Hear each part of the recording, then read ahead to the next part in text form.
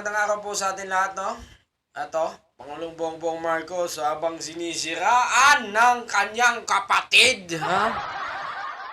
Ito ngayon si Bongbong na nagsisilbi at patuloy na nagsisilbi sa mga naniniwala sa kanya, sa mga bumoto sa kanya, kalaban ka man o kaaway. Kagaya ni Amy Marcos na tontonik na sinisira ang kredibilidad, maging hindi lang na BBM kundi ang kanyang buong pamilya.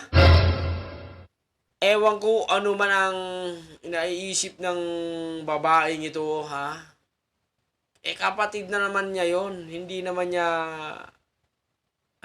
kalaban, kapatid, kadugo. Trinaydor niya pa rin. Let's sing hihenet, Senate hearing na yan.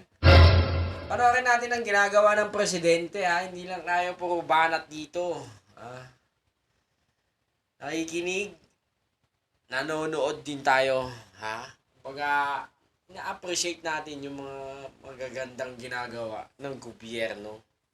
Pag may mali, hindi banata natin konti, hindi yung kumbaga constructive criticism tayo dito, hindi po makapagmura lang, Changes?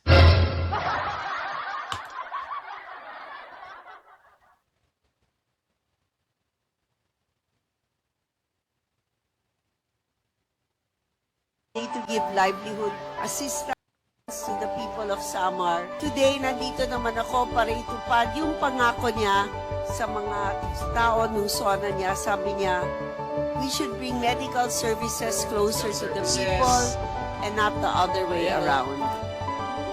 Today, we have over 1,500 registered patients who receive free medical services, plus grocery Sabihin bags, na naman ang hot tonic meal. ng mga DDS, hindi naman daw lahat nabibigyan.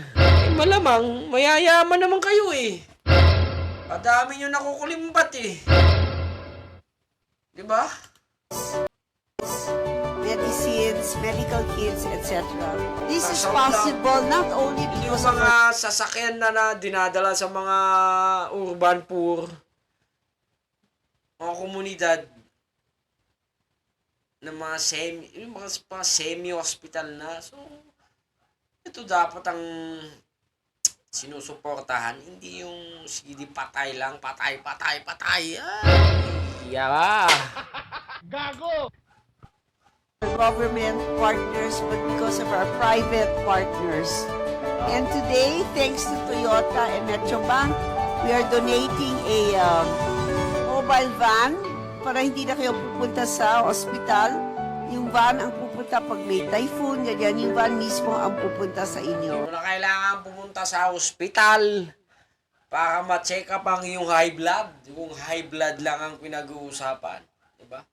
Yung mga matitinding sakit na yung dinadala dapat doon. Agad-agad. Hindi na natin kailangang magsipuntahan sa ospital agad. May yung mga semi-hospital ay lumalapit na po sa inyo. Ito ang dapat sinusuportahan. Hindi yung lakas mga pagmura sa Diyos. Tapos, hihingi ng tulong sa Diyos. Ay, naku. Yun lamang, hanggang sa muli. Like, comment, and subscribe.